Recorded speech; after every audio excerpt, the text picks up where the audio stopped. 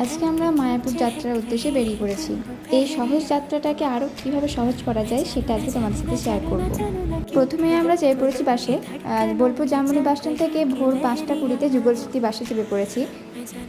7:30টার মধ্যে আমরা কাটোয়াতে নেমে পড়েছি। এবার আমরা কাটোয়াতে লোকাল ট্রেন ধরে বিষ্ণুপ্রিয়া স্টেশনে নামবো।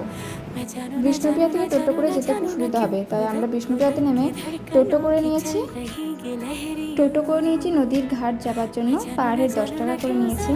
এরপর টোটো থেকে আমরা নদীর ঘাট যাওয়ার জন্য লঞ্চ চেপে পড়েছি। তোমরা লঞ্চ বা নৌকাতেও চাপতে পারো, তো আমরা লঞ্চে চেপে পড়েছি। লঞ্চের ভাড়া মাত্র 10 টাকা।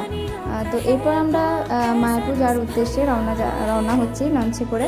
তো দেখো কত সুন্দর ওয়েদারটা, পুরো দারুণ লাগছে, খুব হাওয়াও দিচ্ছিল, অনেক জল ছিল, দেখো খুব দারুণ লাগছিল। আর ওই দেখো মায়াপুর মন্দিরটা দেখা যাচ্ছে, ওই দেখো। কখন যে পৌঁছাবো এখান থেকে ইস্কন মন্দিরে যাওয়ার জন্য আমরা টোটো করে নেব।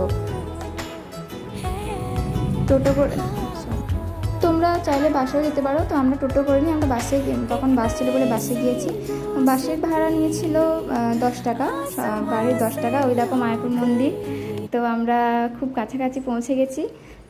এবার দেখি, এবার সেখানে গিয়ে এবার ভোগ খাওয়ার জন্য আমরা কুপন কাটবো আর রুমও খুঁজবো। টাটা।